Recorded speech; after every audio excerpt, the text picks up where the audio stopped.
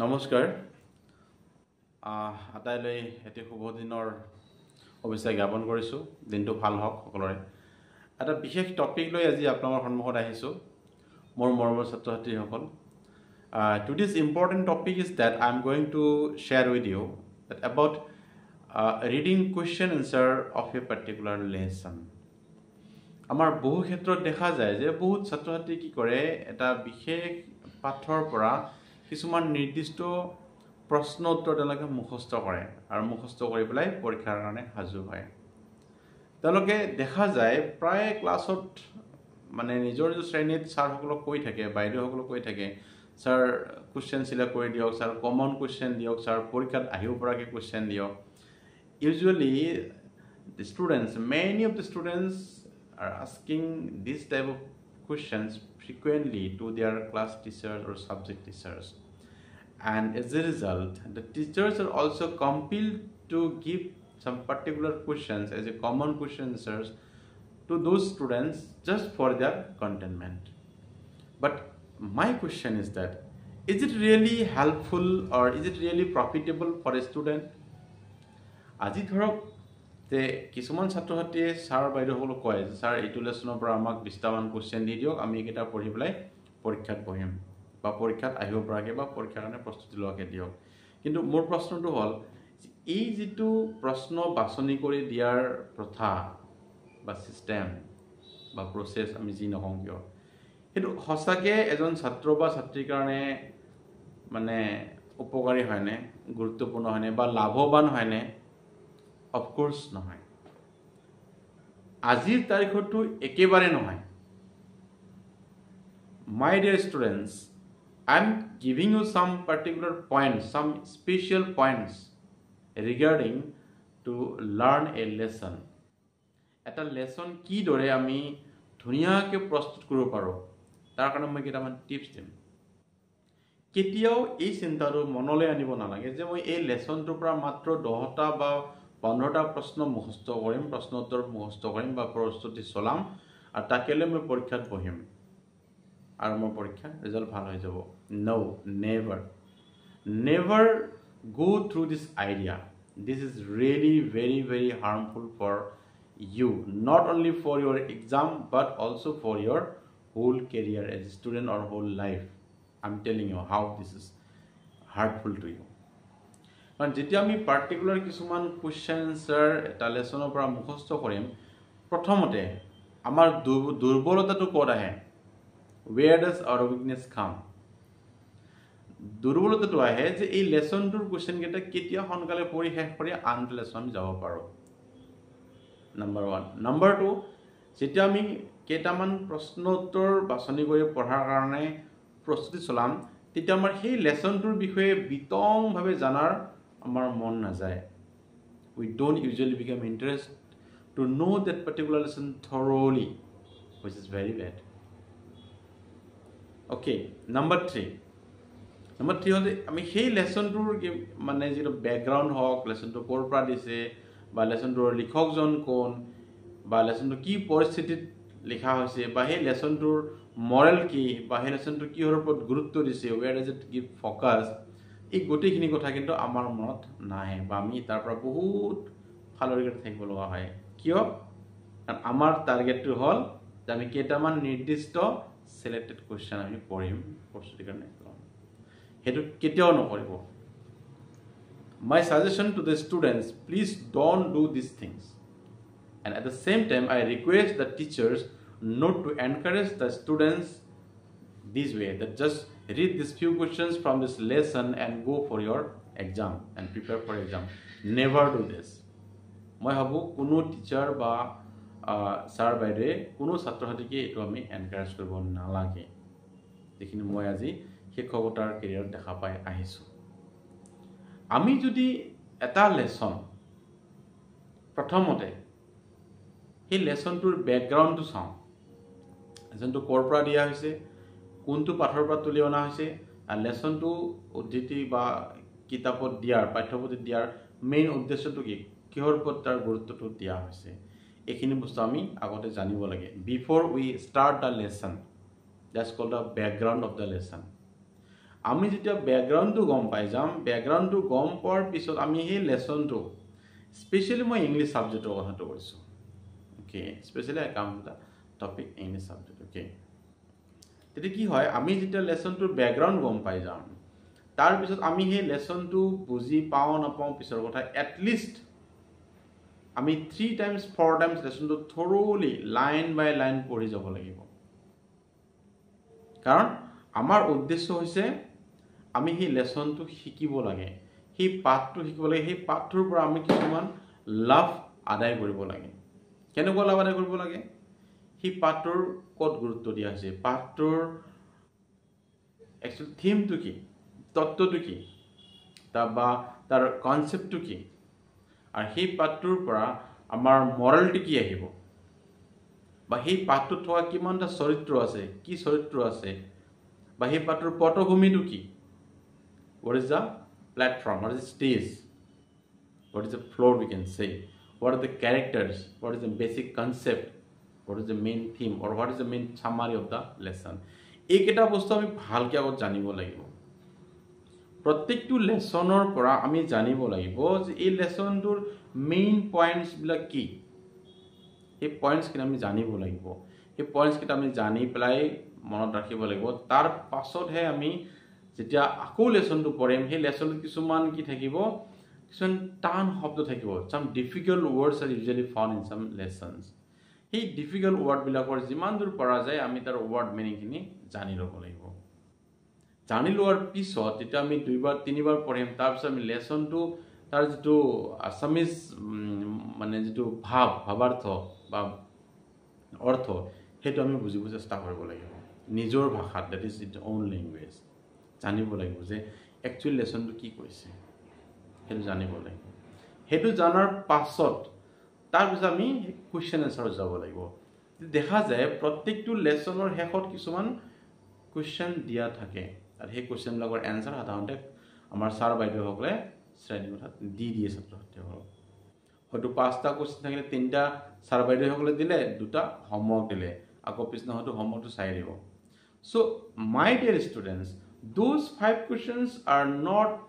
enough for you from that particular lesson. If you really want to know that lesson, if you really want to go through that lesson in details, then you have to make some questions inside from the text. Inside from the text অৰ্থাৎ সেই গল্পটোৰ ভিতৰৰ পৰা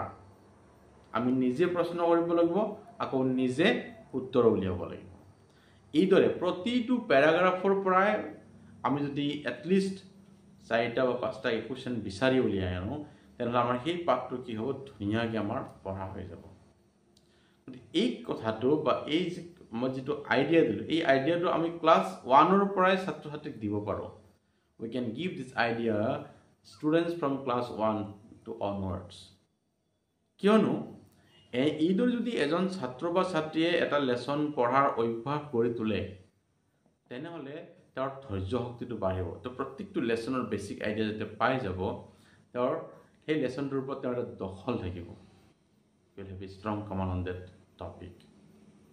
আৰু যেতিয়া তেওঁ গোটেই লেচনটো থৰলি পঢ়ি যাব, ৱৰ্ড মিনিং পঢ়ি যাব, তাৰ ভাৱান্তৰটো লাভ কৰিব তেওঁ, তেতিয়া তাৰ সেই লেচনটোৰ ওপৰত যি ধৰণৰ কুৱেশ্যন যেনেকৈ নাহক কিয় তেওঁ উত্তৰ কৰিবলৈ সমৰ্থ হ'ব। আৰু তেতিয়া তেওঁৰ মনত কমন শব্দটো নাহে, আৰু যে এইটো লেচনৰ পৰা কুৱেশ্যন কমন নপৰিল। দেখা যায় many of the times we have seen that many students after coming out from the exam they say that এইটো লেচনৰ পৰা মই কুৱেশ্যন কমন নাপালোঁ, there are no' question common question from this lesson. I prepared 50 questions from this lesson, but not a single one came. এনেকৈ কোৱা মই বহুত বাৰ শুনিছোঁ বহুত ছাত্ৰৰ মুখত, যে অমুক লেচনৰ পৰা এটাও কুৱেশ্যন কমন নাপালোঁ। চ' why the word common comes to our mind? এই কমনটো কিয় আহিব লাগে? যেতিয়া এটা লেচন আমাক ধুনীয়াকৈ টেক্সট বুকত প্ৰেছক্ৰাইব কৰি ইন্ট্ৰডিউচ কৰি দিয়া যায়, সেই লেচনটোৰ প্ৰতি আমাৰ দায়িত্বটো কি? আমি সেই লেচনটো থৰলি পঢ়িব লাগে, আমি লেচনটোহে বুজিব লাগে, তাত থকা কুৱেশ্যন এনচাৰবিলাক নহয়। Question answer the secondary thing of that particular lesson. যেতিয়া এটা লেচন ভালদৰে আমি বুজি পাম, তাৰ কুৱেশ্যন এনচাৰখিনি আমাৰ অট'মেটিকলি আমাৰ মাইণ্ডত আহি থাকিব। we should not run after the question answers. Our main focus, our main target, our main vision should be on the main topic. Proper topic or amar focus thakibo lagibo. Jeta amar proper topic or focus thakibo, the question answers will be naturally come to us. Jeta ami okole nije bujai nohoy, ami an doijonok bujabo parim. So that's why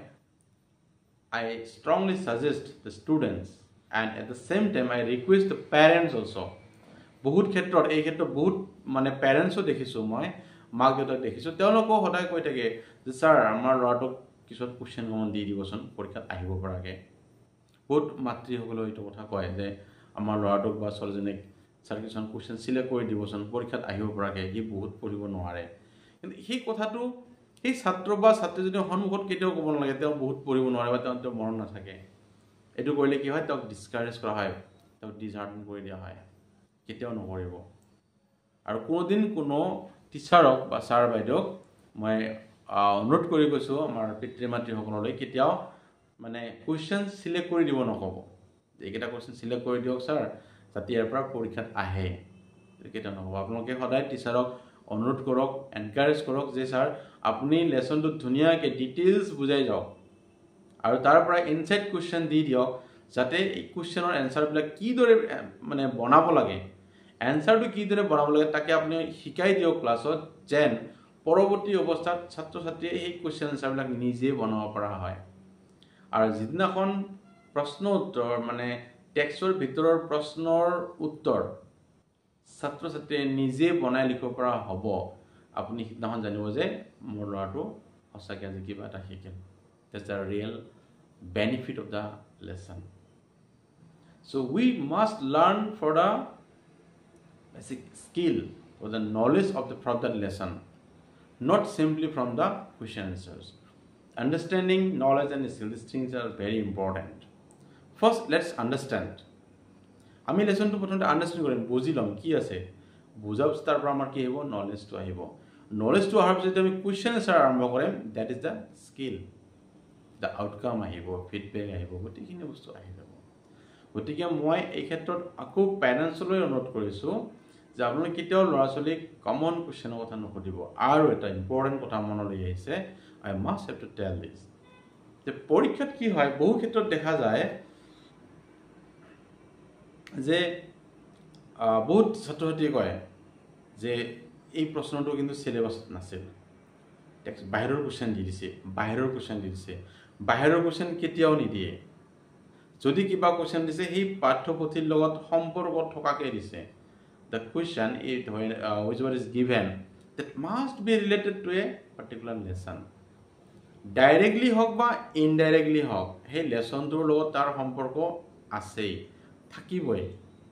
কিন্তু সেই কথাখিনি বহুত ছাত্ৰ-ছাত্ৰীয়ে মানে উপলব্ধি কৰিব নোৱাৰে বা বুজি নুঠে তেওঁলোকে সিধা কৈ দিয়ে যে বাহিৰৰ কোৱেশ্চন দি দিছে বাহিৰৰ কোৱেশ্চন কেতিয়াও নিদিয়ে বাহিৰৰ কোৱেশ্চন means টেক্সটৰ বাহিৰৰ কেতিয়াও নহয় কোৱেশ্চন সদায় টেক্সটৰ ভিতৰতে থাকিব কিন্তু আমি তাক বিচাৰি উলিয়াব পাৰিব লাগিব এই কাৰণে কৈছো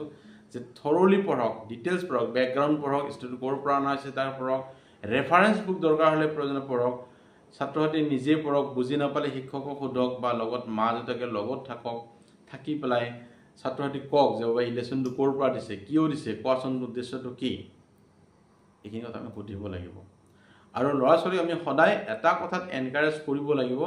যে যিখিনি কোৱেশ্চনছ আমাৰ টেক্সট বুকত দিয়া আছে লেসনটোৰ শেষত সেইখিনিটো আমাৰ ৰেডিমেড কোৱেশ্চন তাৰো উপৰি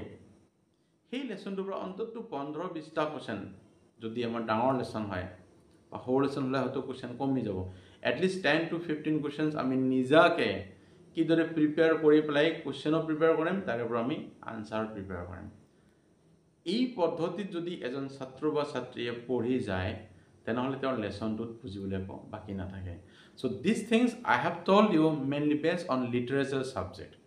এই ক্ষেত্ৰত গণিতৰ কথাটো অকমান সুকিয়া হ'ব কাৰণ গণিতৰ কথাটোত মই গণিতত নাযাওঁ কেতিয়াবা বহিম আৰু গণিতলৈ পেলাই কিন্তু মেইনলি লিটাৰেচাৰ সাবজেক্ট মানে ইংলিছ কক এছামিজ কক সোশ্যাল সায়েন্স কক জেনাৰেল সায়েন্স কক এনভাইৰনমেন্টাল সায়েন্স কক হোম সায়েন্স কক পলিটিকেল সায়েন্স কওক যিবিলাক আমাৰ লিটাৰেচাৰ ছাবজেক্ট সাধাৰণতে এই লিটাৰেচাৰ ছাবজেক্টবিলাকত আমি এইদৰে খৰচি মাৰি যাব লাগিব বিতংভাৱে আমি যাব লাগিব